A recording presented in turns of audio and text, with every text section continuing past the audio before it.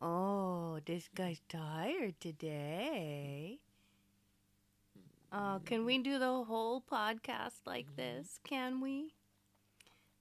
Oh, sometimes he wants to stay up here and sometimes he doesn't. Oh, you cuddly guy today. Yes, you are. You all might be noticing something new on the screen, and it's not Jones. Oh, it's not Jones. No, no. There's a little ticker tape at the bottom of my stream. Boy, that was a creepy face. There's a little ticker tape at the bottom of my screen.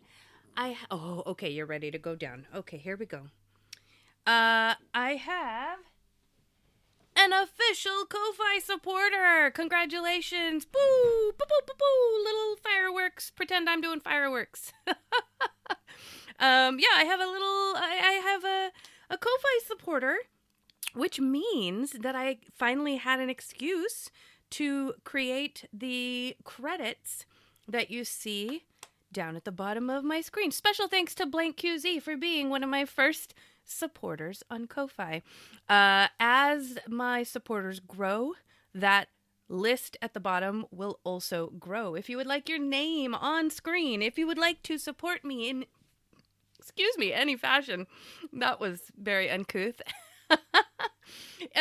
If you would like to support me, if you would like to support what I do, so that I can continue writing, world building, supporting Jones in whatever fashion he needs, because he needs a lot, um, then I would, I can't thank you enough. I cannot thank you enough for the support. Not all support needs to come through financial means either. You know, just watching my stream, participating, sharing, liking, subscribing, all those things, following, telling your friends about me. If you have writer friends who want to discuss world building, who want to discuss the business of writing, all those things are so helpful to me.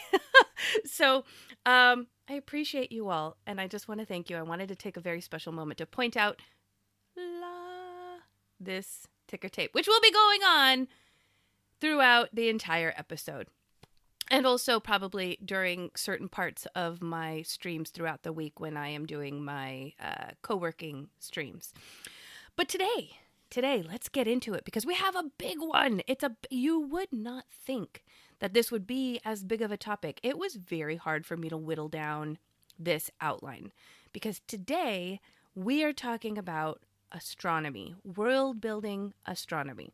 We've gone from big and we're kind of going in. We talked about building your universe, and then we kind of pivoted for a second from universe to talking about the rules of reality with my special guest, Kelly Williams, which was a pleasure. He was a pleasure to have on the stream. And now we're going to talk about specifically like world building your astronomy. There's a big difference between building your universe and building the astronomy, which in a sense is kind of like building your universe is like looking at what you're creating from the outside in. But what if you are just the culture that is living on a world and viewing your universe? What do they see? What do they experience? What exists up there for them? So we're going to get right into it. And then afterwards, we're going to talk about we're going to do holiday Ad-Hoc Hooey. We did horror. Now we're going to do some holiday, which kind of encompasses Thanksgiving, Christmas, Hanukkah, all of the stuff that kind of rolls up into into November and December.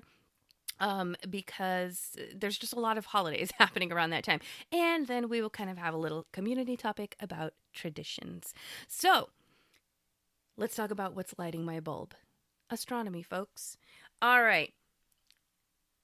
We also talked about gods. I can't believe I forgot about mentioning that. We talked about gods and cosmic forces. And now I was going to say let's dig down, but we're not digging down. We're looking up, all right? What do the people see when they look up? How are they experiencing your universe? What is in your sky? And how does that affect everything? So I think the easiest things to probably pick out in the sky would be your suns and your moons. Some things to consider when you are world building astronomy, world building the suns and the moons, right? I think the first thing people are going to ask is, well, how many do you have in your world? How many suns? How many moons? Our world right now, we revolve around one sun and one moon revolves around us. But how could that be different? What if we revolved around a moon? What if we revolved around one sun and then we had another sun that was revolving around us? Like, there's a lot of science involved. Once we kind of figure that out, it's not just about how many, but it's about the placement and what is revolving around what. Because then that affects, even before that, not just how many, but how large and how small, right? We have a pretty large sun, relative to us, but our distance is such that, it just kind of has about the same shape and size as, the moon to us.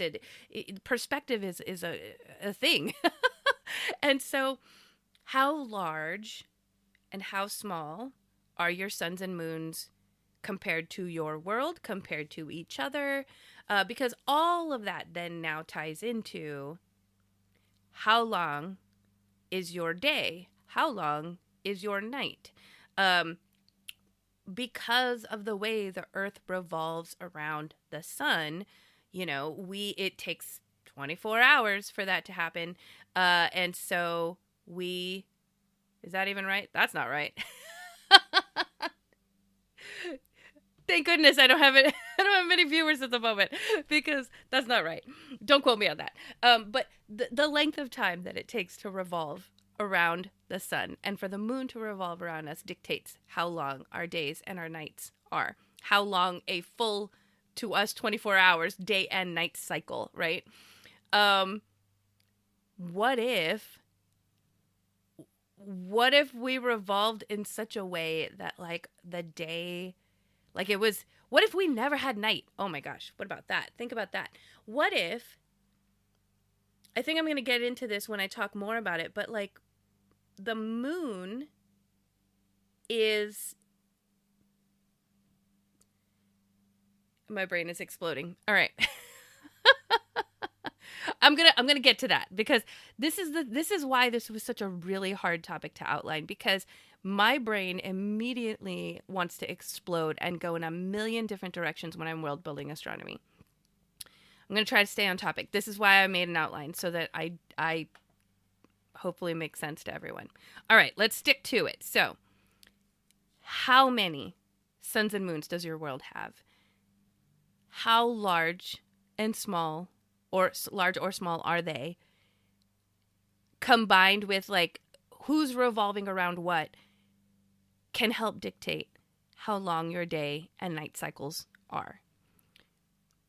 Which could mean that you might have super long days, super long nights, or maybe they are super short, or maybe it is always day, maybe it is always night. And then when you take that and expand upon the timeline, what does that do to your seasons? Do you have certain seasons that are longer than others? Do you have periods of time when when it is hot and bright, or cold and dark, because your suns and moons are either around or not around, right? Because of the length of time that we get access to them on your world. Another thing to think about probably is how, are your suns and moons natural? I guess what you would consider to be natural, like what our sun and moon is. Or are they magical? Or are they completely artificial? Oftentimes I'm world building in a fantasy world, but let's talk about sci-fi worlds. What if your suns and moons are not even natural at all? They are completely artificial. Interesting. Do your suns and moons have phases? This is kind of where I was going with the, like, who revolves around what and how does that impact how we view them? Because the way the moon revolves around us and the way we revolve around the earth, we get periods when we can't even see the moon at night. It's a new moon because the moon is between the earth and the sun, and that makes it like invisible to us. We have quarter moons where we can only see part of the moon. We have full moons, and we also have eclipses. So do those things occur? And if you have multiple suns and moons, what does that even look like? There's a lot of kind of science, I think, that needs to be thought about, even if you're building a fantasy world, to figure out how the world is experiencing them. Let's talk about the moon for a minute. All right. So the moon doesn't even produce its own light. It's actually reflecting sunlight. So what would that relationship look like if there are multiple suns or multiple moons, assuming your moon behaves in that same way? Does that mean the moons are super bright? Or does that kind of not stack? Or maybe there are no new moons because there's multiple suns lighting moons at various times. There's a lot of little things, I think, that we can easily hand wave away, I'm sure. But if you really want to dig into the world building of astronomy, this is something you might want to consider. The moon is tidally locked, meaning that we get to see the same side of the moon every night. We don't ever get to see the back side, the dark side of the moon. But what if that wasn't the case on your world? It would be very interesting to consider that maybe at certain times of the year, your moons have different features visible. That's super intriguing. And then what does that do? How does that trickle down into what your world thinks of that moon? Also tides, right? The moon affects tides.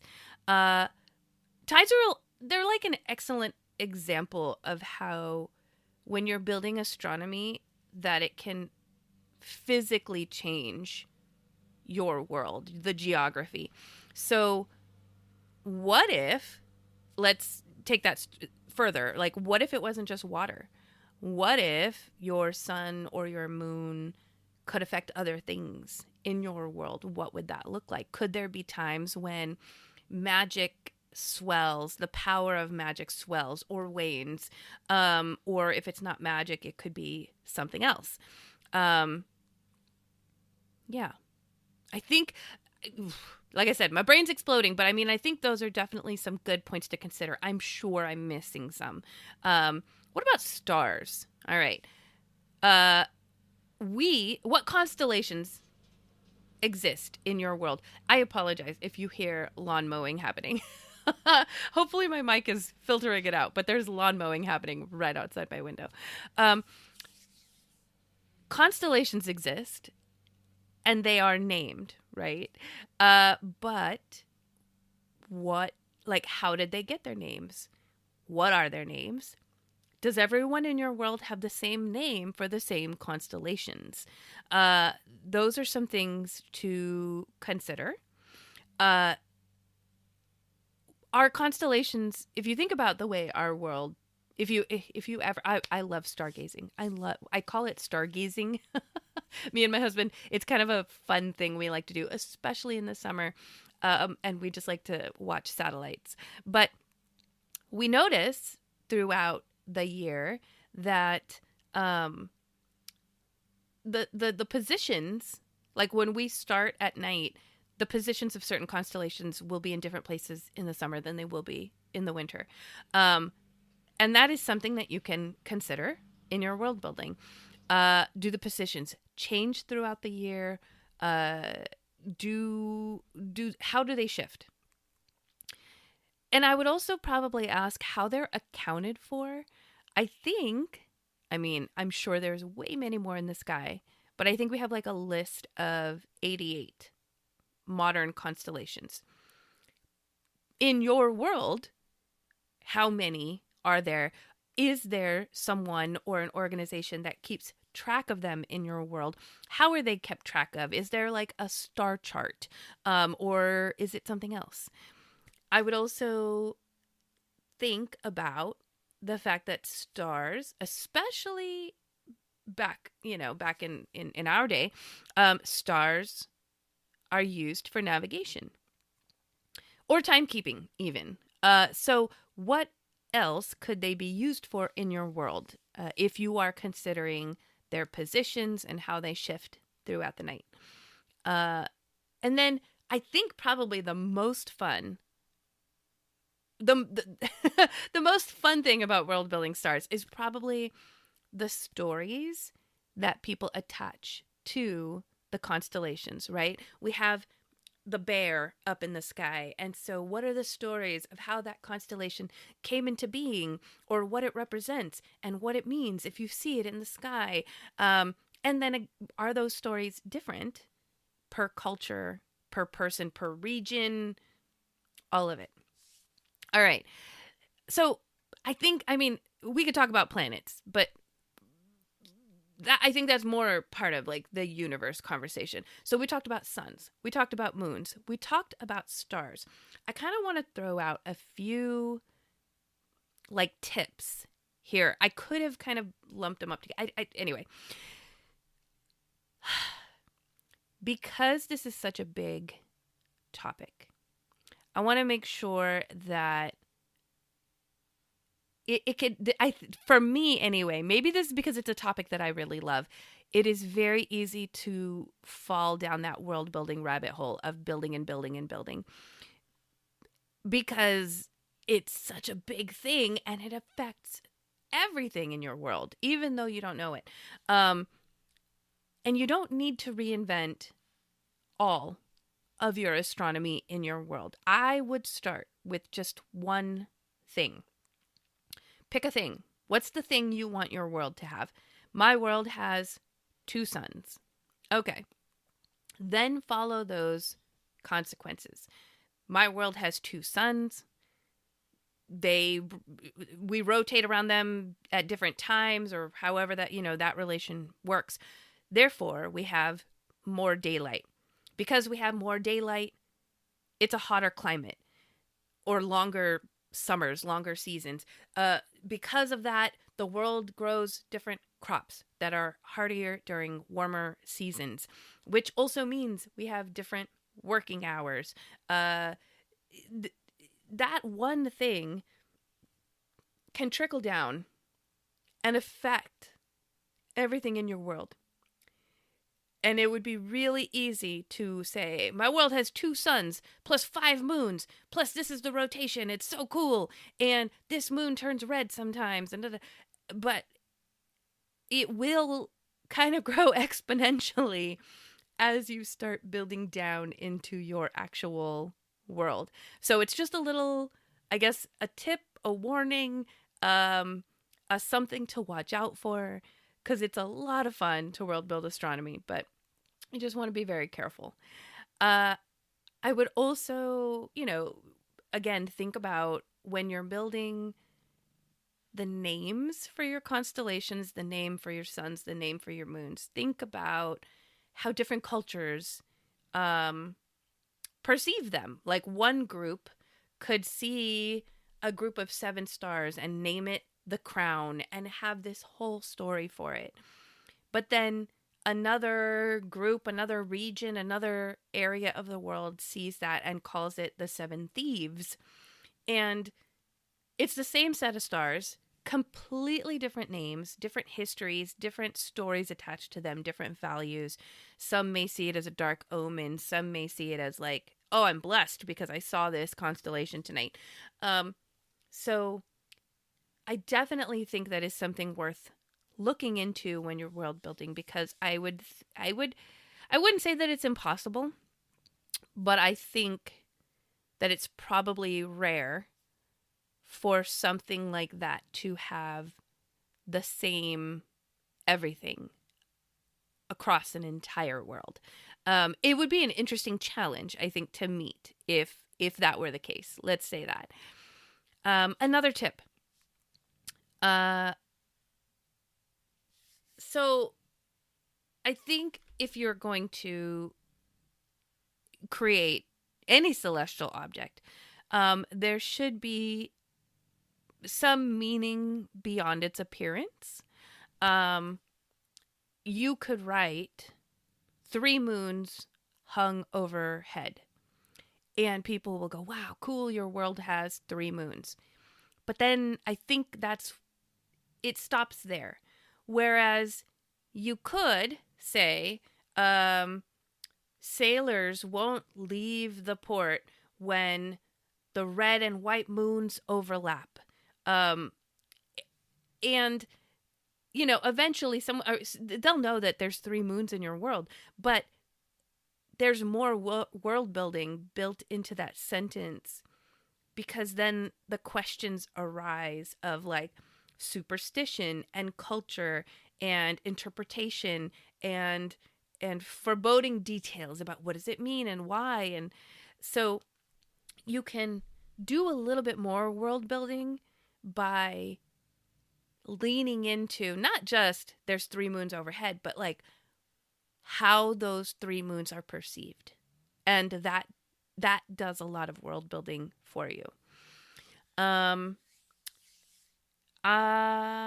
I would also say that if you are including or thinking about how these things affect your world's geography, going back to when the moon can affect tides, let's say. That's we already have that. We already understand how that works in our world. Okay, so the moon affects tides. But then when we start digging down into your world, the physicality of your world, you can tie those things together and consider, well, what if there are certain roads that only exist or are passable during low tide? That ties in your astronomy with the physicality of your world. And then what does that look like for the societies in your world? Is there a rush? Is there like a rush hour, if you will? a time when everyone travels because this is the only time those roads are passable. There may be a harbor that becomes inaccessible every evening. And what does that do to your world? There could be ruins in the middle of the ocean that surface for only 2 hours every month. Crazy. Like, so cool. And you're using all of that astronomy in your world building. And then we haven't really talked much about calendar. We talked about length of day, length of seasons, but I would also, it kind of starts dipping into, well, then what does the calendar of your world look like? What does a year look like? And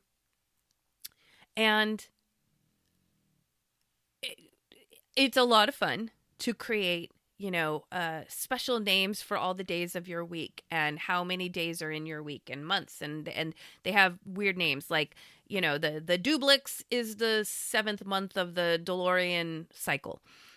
And that's, I'm not saying that you shouldn't do it, but you want to make sure you are not introducing too many new elements. Kind of start increasing the learning curve for your world. So if too many, I'm trying to figure out how to explain this. I don't want to say strange in a bad way. Strange as in people understand how our calendar works. They understand how our seasons work. They understand how our suns and moons work.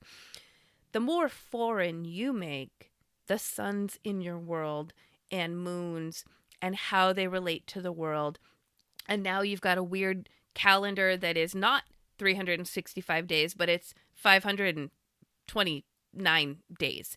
And then that length of a year, every month has an interesting name, and then every day of the week has an interesting name. It starts to become too much for people to want to remember, unless it is important to the plot, unless it is important to what is happening right now, the stakes.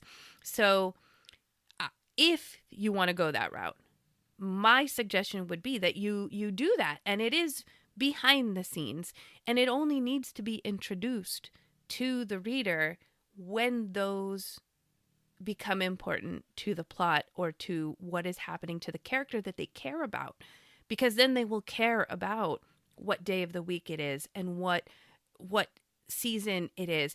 If anything, you can just kind of explain that, this character has 12 days before this major event, and the reader will be able to go along with it, knowing that there are weird days, weird months, weird seasons, instead of trying to explain that the army has 12 duplexes before the shenanigan month of X cross. It starts to become too foreign. So consider that, because I know calendars are a lot of fun, constellations are a lot of fun, planets and moons, all of it. Just think about it. All right. Let's see. So I think we also had an episode about cause and effect. And so this is where once you start we're getting closer to the world, right? We're world building, and we started out in the universe, and we're getting closer to the world. The closer you get to the world, you need to start bringing back what we talked about in the episode for cause and effect. I've created this thing. What changed because of it? What changed up here in the universe? What changed down here in the world? How is everyone perceiving it? How do they behave differently? What do they believe? What problems does it create? Because problems make for interesting stories. So always, I think, consider what problems it creates, who benefits from it, and who has a problem with it. What traditions have emerged. And this is all stuff we're going to get into as we start closing in on world building specific things. But there's something, you want to start having that as an open tab in the back of your brain as you're world building in. So that is what's lighting my bulb. Honestly, I'm shocked that didn't take much longer to explain. I was really trying, and I hope I didn't lose you all. Because astronomy is just one of my most favorite things. But let's now move into Ad-Hoc Hooey. Ad-Hoc Hooey. We're doing a holiday Ad-Hoc Hooey, and I have pre-generated some lists. We always have setting, plot, and encounter, which we start with. And then from there, start looking into NPCs and loot. And together, we will come up with an adventure, a story, something that is inspirational to you, hopefully, that is going to be flavored with the holidays. So let's get started. Since this is the first one, I will talk about what each is. So for setting, I have a snowy mountain lodge, a holiday market, family farm, small town parade, a frozen lake, and a holiday feast, all which I think could be appropriate for the months of November and December, which I know we're not in those months right now. I do realize that. But knowing how long social media takes to trickle down to people seeing it, and also I want to provide these ideas to people who, if they are inspired by it, still have time to create something for the holidays. So here we go. We have a holiday market. All right, that is our setting. Plot. Someone important has disappeared and time is running out to find them. Someone has broken an important rule or tradition, and now everyone is dealing with the consequences. An old secret has resurfaced and threatens to change everything. A routine event goes catastrophically. That's a word I can say. Let's try that again. A routine event goes catastrophically wrong, trapping everyone involved. A promise made long ago has come due, and everyone remembers what happened differently. Someone is lying. All right, here are the plots. Let's go. All right. We have an old secret has resurfaced and threatens to change everything.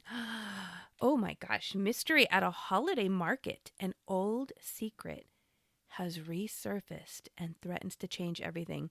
My brain is going in a few different directions. I'm going to go ahead and roll for encounter and see if that helps to tighten this up. Here are the encounters.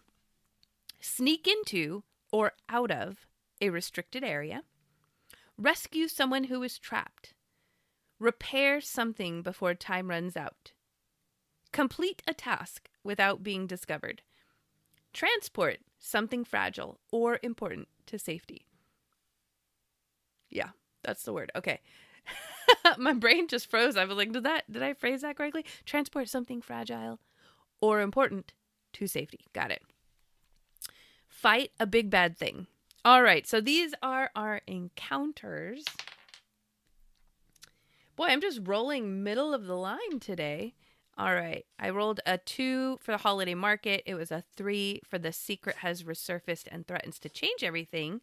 And then I just rolled a 2. Rescue someone who is trapped. All right, these are fairly broad, and I did that purposely because I didn't want to tie this down to just Christmas. I wanted it to be able to be applied to Thanksgiving or your holiday of choice. So let's talk about this. A holiday market, an old secret has resurfaced and threatens to change everything. Rescue someone who is trapped. I'm going to tell you right now, here's where my brain is going. I'm so intrigued to see where people take this because these are all so wide. So with holiday market, my first thing went to like, do you remember those little like jars of like hot chocolate mix? It's just chocolate powder with the marshmallows already in it or something, or it's the dried herbs, seasoning packets, and all those kind of like handmade goods that people sell at a holiday market. That's what I'm seeing in my brain. An old secret has resurfaced and threatens to change everything. So I had started thinking about some kind of recipe. I'm thinking like herbs, okay? Somebody... Okay, so my brain is laughing with delight, and I know you guys don't know what's going on. Okay, I am seeing an old woman with a booth at a market who sells regularly dried herbs and basically things from her garden that she has turned into sellable goods. Teas, herb mixes, spices, things like that. And has been very successful with it for many, many years. She is known for this stuff. An old secret has resurfaced and threatens to change everything. My brain went to, oh no, there's a secret ingredient that is the reason for her success. And that secret ingredient is not a good ingredient. I'm going like dead people probably. Like there's dead people in her spices, or there's something dark, something twisted, something potentially magical. That's where my brain's going. All right. Rescue someone who is trapped. So I think the adventure then... Oh no. This is really dark. Maybe it's because I'm still in my Halloween horror mood. But rescuing someone who is trapped, I am starting to see like, oh gosh, I can't believe Silence of the Lambs, where he had that person like deep down in a well and was just holding on to them. And I have a feeling that this lady has just been keeping someone trapped. Oh, okay. Interesting. So interesting. Okay. Not dead people. Dead people aren't the ingredient. It is something coming from this person that she has trapped in a deep well, or in some, I'm just imagining a deep well. It could be anything. It could be a magical room. But this person produces something that she is using in as an ingredient. I'm kind of imagining this person that is trapped is like a rock person, like made of minerals, or somehow this person's, oh boy, that's disturbing. This person's waste is like a mineral that can be used, and people love it and they have no idea what it is. That sounds really disgusting. It doesn't have to be that person's waste. It could be, I mean, it's not less disturbing, but this person's skin. It could be this person's, I don't know. Maybe it's not even a person. Maybe it's, well, it has to be a person. It says rescue someone, but it's like a humanoid plant that produces buds that are the best thing ever. Okay, so this is very, I'm gonna keep going with this, but this is kind of the line I'm this is where I'm at. And then as we roll NPCs and loot, we might be able to tighten this up. So holiday market, an old secret has resurfaced and threatens to change everything. I'm wondering how the old secret has resurfaced. My brain is going to think on that for a minute. And it's because this person she has trapped, somehow the party, I always think of these as adventures, but it could be a story that you're writing. But somehow the party figures out what's going on, and now they're going to try to rescue this person. All right, let's roll for NPC. So the NPCs are overworked host, eccentric elder, person who loves the holiday too much, competitive rival, mysterious gift giver, and a grinch, meaning someone who absolutely hates the holiday. All right, let's roll. Oh, wait a minute. What is that on this die? That's a 6. That's a 6. All right. Oh, we have a grinch. All right. Oh, man, we have a grinch. We have a grinch. How am I going to incorporate this grinch? The grinch is probably going to be the data giver, the adventure giver. How else would the party learn about this? So there's a grinch.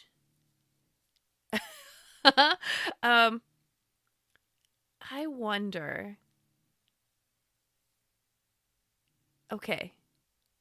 Here's where my brain's going again. I should stop using that preamble. Y'all know where my brain goes because I'm not quiet about it. I feel like the Grinch and this woman, originally my brain was saying they're husband and wife. They've parted ways, not in a good way. And the Grinch is like, I'm going to expose you. And the woman's like, you better try. No one's going to listen to you. Because he's always been a Grinch. And so during the holidays, if he were to say anything, everyone just writes it off as like, ugh, he's just trying to ruin the holiday. No one's going to listen to him. But the party might. Interesting. Because they would be outsiders. They would not have the perspective that the rest of the town does. And he would offer them some kind of a reward, which will be the loot. So let's see what the loot is. Okay, I finally rolled. So I had rolled a 6 last time. We have a 5. I forgot to tell you what they were. I'm laughing and you don't even know. All right. So the loot was a wrapped gift, a bottle of something rare, which would have been pretty good for this, ceremonial or traditional artifact, a recipe book, a decorative tin, and a food that people either love or hate. So I rolled a 5, which means it's a decorative tin. And now I'm trying to figure out why the party would want this decorative tin. Wow. Okay, I'm struggling a little bit. Because I feel like what I would do is I would tie this decorative tin to somebody's backstory to ensure that they really want it. You could also make this decorative tin really valuable and contain something that the party needs. I also feel like... Okay. I don't know if this is wrong, but this is what I'm thinking, because then it ties it all in together. The decorative tin is valuable, but the decorative tin also contains some of the secret ingredient that Grandma's been using as a clue, and also as to help the party search for it. They have some of the evidence. I would think maybe it imparts some kind of magical something, or it's just like it makes you feel good, or there's got to be something that is making this so desirable that she has found so much success with her spices and herbs. Unless it's just like the version of salt, because everyone loves salt, but I'm thinking it probably does more than that. So the party can use it as evidence. They can use it for magic. They have a valuable tin. And he gives it to them as loot in order to please look into this. And then hopefully they continue to do it because it's just the right thing to do. We're going to save this poor person who has done nothing but create an ingredient that Grandma wants to use. And then, of course, I think it would come down to a battle. Grandma's going to have to follow them and handle business. That was really fun. I think I'm still transitioning from horror mode into holidays. So that one felt a little dark, but a lot of fun. So yeah. Folks, I'm struggling this week. I'm struggling this week with my focus, and I'm sure you all can see it. But that concludes our Ad-Hoc Hooey. Ad-Hoc Hooey! I'm going to record that. I'm just going to record it. I'm going to create... I'm going to do it. I'm writing myself a note right now. Make sound bites after we get off of this call. After we get off of this podcast. Okay. We're in the home stretch, folks. We're in the home stretch. Community topic. So, since we've been talking about holidays, I wanted to talk about traditions, because I know there are family traditions outside of the holidays. Like when you quote mark the holidays, typically people are thinking October, November, December, or November, December, maybe even January because of New Year. The holidays. Outside of the holidays, people have traditions. I feel like there are more traditions inside the holidays. So I wanted to talk about what your favorite holiday and or family traditions are. Even if you don't celebrate the holiday, typically there are family gatherings, families get together, and traditions typically ensue when families gather. I'm going to talk about a couple of my favorite, but I want to know what your favorites are. Traditions are... As a child, I mean, I enjoyed them. I never really saw them as a tradition. It was something we always did, and I was bummed if we didn't do it. But the significance of the tradition really didn't hit me until I was much older, and realized that not only do I want to carry them forward so that my kids also kind of feel that same sense of... There was like a sense of belonging when you participated in the tradition, and I want them to feel that. But I also think there's something about... This is going to get a little deep, about like mortality and that something intangible has been passed on to the next generation, and they will continue it forward. And there will be a little bit of you in that tradition. They will think of you. They will think of other family members when they do this tradition. So it's been very important to me to think about traditions and some of my favorites. I would have to say that top of my list is what I call Pie Day. It is the day before Thanksgiving. It didn't even originate with my family. This originated with my husband's family. They have a generations old pie crust recipe. And every Wednesday before Thanksgiving, at the crack of dawn, we are up and we are drinking buttloads of coffee and making pie dough from scratch. And it's a process. It is a process that, if you've ever made pie crust, or if you've ever made, baked and made something that has like a crusty feel, you usually cut in like butter or fats. And then you want those butters or fats to be cold because that helps to create like all the little crispity, crunchity layers in your whatever you're baking. So with our pie crust, there is a whole process of refrigerating things so that they're cold, and then mixing them, and then putting them back into the fridge to get cold again, but also to kind of sit and marinate with each other, and then we process it more, and then it gets refrigerated again, and then that's just the pie crust. Then we got to make the pies. So it has been such a joy of mine to be included in that tradition and also fall in love with it, right? There is a difference. Like, I can tell when we have included people in our pie days, I can tell when someone is like in love with this tradition and sees the significance of it versus someone who is participating because they're there for the day. So I can see in my sons how important it is. I love that this has been passed down to them. I love Pie Day so much. I can't even eat the dang pie anymore because of gluten issues and gut issues. Yes, I can make a gluten-free pie dough. It is not the same. So I still make glutinous pie dough and then don't eat it. But even so, tradition number one of my favorites. I would have to say second, and still up there, like way up there these are my top two traditions. Pie Day.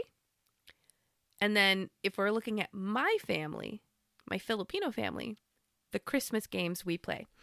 If you are Filipino, if you've ever been to a Filipino party, we party hard. We party big, we party hard, we party casual.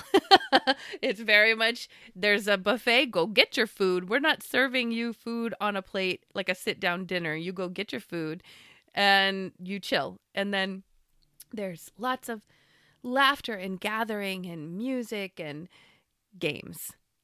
We are very competitive, and it is a big deal. I find it so interesting that when I am in a gathering of people that are not my Filipino family, and I mention party games, like, like if you're at a baby shower, people pull out party games, and you can kind of hear the groan across the room as people are like, games, like I don't want to participate, or, I have to participate, or, all right, let's get this over with. Like, there's that kind of sigh in the room.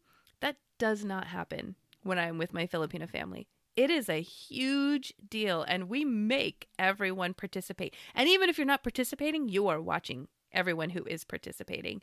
And we have a really large family, so that's a huge deal. That's like 200 people watching 5 people play, not merry-go-round. What's the thing I'm thinking of with the musical chairs?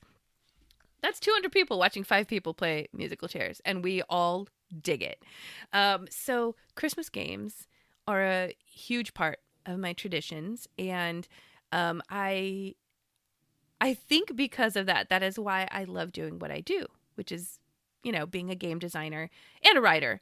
But coming up with games and thinking from the perspective of the participator for maximum enjoyment and for maximum enjoyment of the audience.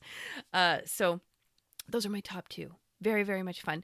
We are so competitive that we have broken bones because of games. Imagine, I have to say, this is probably one of my favorite memories. We all gathered in Lake Tahoe, and we had to rent out 2 huge houses because of how many people were there. We all gathered in one house, and someone created, I can't remember. This is the thing. We all create the games. We have to create the games. Someone created a game where in each room of the house was a letter on the floor. Like they wrote on a piece of paper, put it on the floor. So this room had letter A. This room had letter B. This room down here had letter C, so forth. And then everybody gathered in the main room. A trivia question would be asked, and then people would mad dash to the rooms, and only so many people could get there at a time. So it was like an elimination process. You had to get the right answer, and you had to be the first person there. First persons there. Eventually it whittled down, and I don't even remember because I was so young, but someone won. But for some reason that stuck with me because it was such a wild game of like 200 Filipinos running around a house, screaming at each other and follow the old people because they must remember the answer to this question. Like, so I encourage you, if you've never been to a Filipino party with games, go find your nearest Filipino friend because they're a lot of fun. Sip of coffee. I have an honorable mention. It's a tradition that I've tried to implement. It doesn't always happen every year, nor does it happen the way that I would love because of availability in my household. My husband works rotating shift work. My oldest son is in the Navy. And then, my youngest son was constantly in a bunch of school activities and band. So we weren't always all available. However, we live in an area where we have cherry picking season, and people come from all over the world just for like the month of May to pick cherries in my town. We have a million cherry farms, a bunch of you-pick, and it's a big deal. From what I understand, there is a woman that will come from Vietnam, and she will pick buttloads of cherries and somehow ship them back to Vietnam. Here, they're like $5, $4 a pound when you pick, and then over in Vietnam, they're like $20 a pound. That's a hustle, okay? But people come from all over the world. Our streets are congested during the month of May because of cherry picking season. But because it's in our own backyard practically, we do it. And we will pick as many cherries as we can possibly eat. And sometimes it's all of us and sometimes it's not. But what's great about May is it's right around Mother's Day.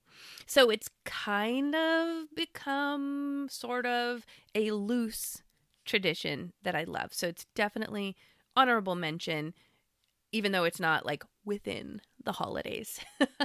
So I would love to hear what your favorite traditions are. Are they attached to a holiday? How do you feel about them?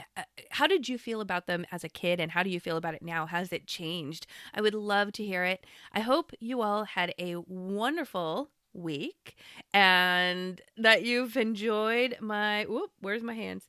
The special credits.